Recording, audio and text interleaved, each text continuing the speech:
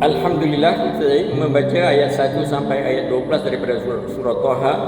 Antara pelajaran-pelajaran durus beribar, pelajaran-pelajaran dan iktibar-iktibar yang boleh kita ambil daripada kisah ataupun ayat daripada ayat 1 sampai ayat 12 tadi. Yang pertama sekali, riayatullah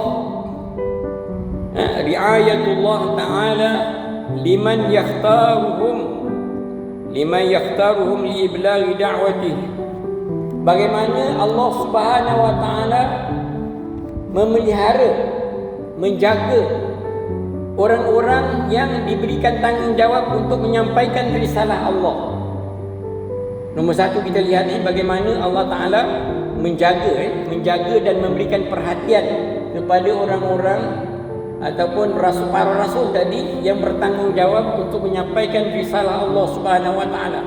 Kita lihat dalam kisah Nabi Musa sendiri, di mana Firaun ini memang dia punya slogannya tu membunuh semua anak-anak.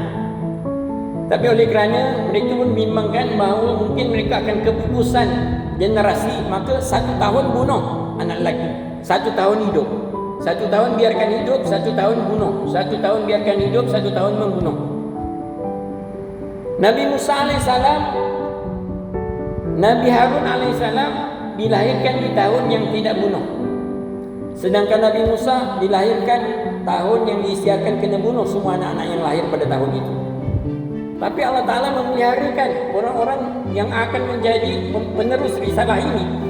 Allah Ta'ala mencampakkan memberitahu kepada umat Nabi Musa bahawa campakkan, letakkannya dalam kota, kemudian hanyutkannya di sungai Nil, kemudian dia akan sampai kepada istana Firaun.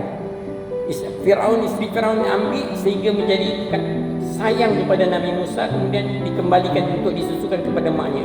Ini semua perancangan Allah Ta'ala kepada orang-orang yang Allah Ta'ala sediakan untuk menyampaikan risalah Allah. Jangan bimbang, tuan-tuan, jangan bimbang. Apabila kita menyampaikan risalah Allah Subhanahu wa taala ini, Allah Ta'ala akan memelihara kita, menjaga kita. Teruskan usaha kita untuk meneruskan menyampaikan risalah Allah Subhanahu wa taala ini. Nombor satu. Nombor dua, di mana Al-Quran ini adalah merupakan sumber kepada kebahagiaan Rasulullah. Kan Quran ini apabila Rasulullah diberikan cerita tentang Nabi Musa, maka dia akan terasa gembira. Iaitulah apa yang dihadapi sekarang, apa yang Rasulullah hadapi tak sama dengan apa yang dihadapi oleh Nabi-Nabi yang terdahulu. Maka kisah-kisah Nabi itu akan menjadi suatu yang menjadi hiburan kepada Rasulullah, akan menjadi suatu yang penguat kepada diri Rasulullah. Kerana apa yang pernah ditimpa oleh Rasulullah, umat terdahulu, Nabi-Nabi terdahulu pernah ditimpa macam tu. Maka akhirnya Rasulullah akan terus kental, akan terus tegar untuk menyampaikan dakwah ini kepada umat. Kerana dia tahu adik-beradik dia ataupun para anbiya yang terdahulu, para nabi-nabi, para saudara-saudaranya di kalangan anbiya yang terdahulu juga pernah dihina, pernah diazab, pernah diberikan siksaan-siksaan, sehingga Nabi Muhammad menjadikan itu cerita-cerita Nabi yang terdahulu itu sebagai sesuatu yang dapat menghiburkan diri baginda, dan baginda akan terus tegar untuk menyampaikan dakwah ini kepada umat. Quran ini juga bukan sahaja memberikan kebahagiaan kepada Rasulullah, tapi juga dia memberikan kebahagiaan kepada semua umat, kepada semua umat yang percaya kepada Quran, mengamalkan Al-Quran, dan dia akan memberikan kebahagiaan bukan sahaja di dunia tetapi juga di negeri akhirat. Tuan-tuan dan puan-puan, daripada ayat yang kita baca tadi memperlihatkan kepada kita bahawa Islam ini agama yang mudah, agama yang meraihkan kemudahan, meraihkan kemudahan dan tidak memberikan kepayahan kepada manusia, tidak memberikan kesempitan pada manusia. Salah satu daripada kaedah al-masyaqqah tajlibut taysir. Satu kepayahan itu, apabila sesuatu yang payah, maka Allah akan berikan satu kelonggaran. Contohnya musafir, kita musafir dalam keadaan berpuasa, maka diberikan kelonggaran, kita boleh makan, kita boleh tak puasa kalau kita musafir. Kerana bila masyaqqah itu akan datang kemudahan. Bila kita menghadapi satu masyaqqah, satu kepayahan, Allah Ta'ala bukakan sikit pintu untuk kita kelonggaran. Ini ialah agama. Ini adalah agama yang benar. Dan ini adalah agama daripada Allah Subhanahu Wa Taala yang tidak terus menyiksa manusia. Macam orang-orang Nasrani, mereka tidak bagi rahib mereka kahwin. Mereka meletakkan supaya undang-undang rahib-rahib ini tidak boleh kahwin. Mereka terus macam tu. Sedangkan Islam tidak macam tu. Jadi Islam ini adalah agama yang meraihkan keperluan manusia dan meraihkan apa-apa yang diperlukan oleh manusia dalam kehidupan di dunia dan juga di dunia ini. Dalam ayat-ayat yang kita baca tadi juga memperlihatkan kepada kita bagaimana Rasulullah SAW sangat-sangat peduli untuk memberikan hidayah kepada kaumnya. Sangat-sangat peduli dan sangat rasa sesal kalau kaumnya tidak menerima Islam, tidak menerima hidayah. Inilah kerusingan Rasulullah SAW.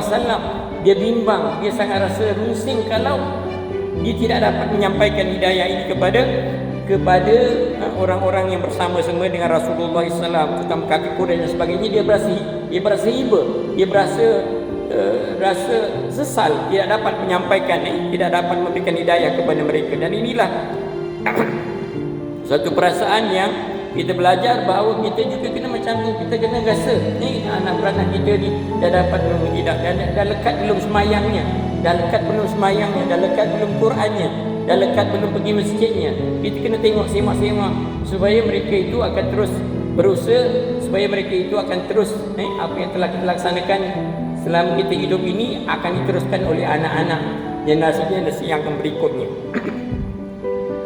Ma'asyiral muslimin rahimakumullah, selain daripada itu, dalam ayat-ayat yang kita baca tadi juga memperlihatkan kepada kita bahawa Al-Quran ini tidak akan dapat dimanfaatkan oleh hati-hati yang tidak takut pada Allah.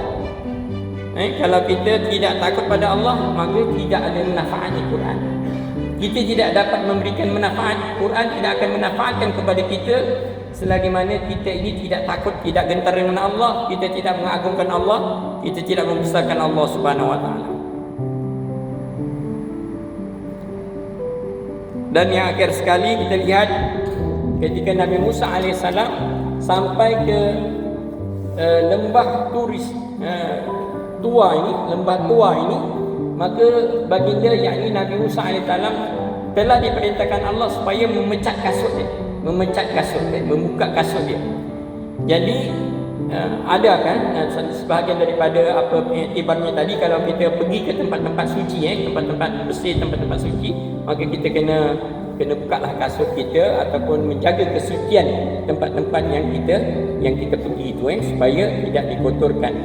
Selain daripada itu, kita lihat juga dalam kisah Nabi Musa alaihissalam bersama dengan keluarganya tadi, bahawa salah satu daripada pelajaran yang dapat kita ambil juga ialah bahawa Nabi Musa ini seorang yang prihatin kepada sanak keluarganya, anak-anak keluarganya. Bagaimana tadi ketika dalam suasana malam yang sangat dingin, maka Nabi Musa alaihissalam ini ingin pergi tengok sana ada macam cahaya, mungkin ada api yang boleh bawa balik, boleh mendinginkan keluarga dia.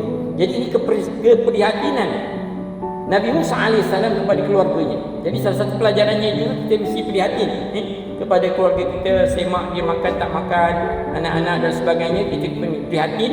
Pelajarannya juga tentang agamanya, kita kena prihatin supaya mereka dapat sebaik-baik mungkin dari sudut ilmu, dari sudut rezeki, dari sudut Quran dan sebagainya, supaya mereka juga akan seperti mana yang Nabi Musa prihatin kepada keluarganya, kita juga perlu prihatin kepada keluarga kita, insya-Allah, dengan kita mengikut apa yang dipertunjukkan oleh Nabi Musa alaihissalam. Jadi itulah sebahagian daripada apa yang dapat Ustaz sampaikan, yang mana yang baik itu dari Allah Subhanahu Wa Taala, yang mana yang tidak jelas itu daripada Ustaz Rahim. Mudah-mudahan kita semua diampunkan oleh Allah Subhanahu Wa Taala.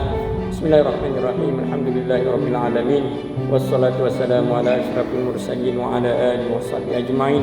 Allahumma faqihna fid din wa 'allimna at-ta'wil wa ihdina siratal mustaqim.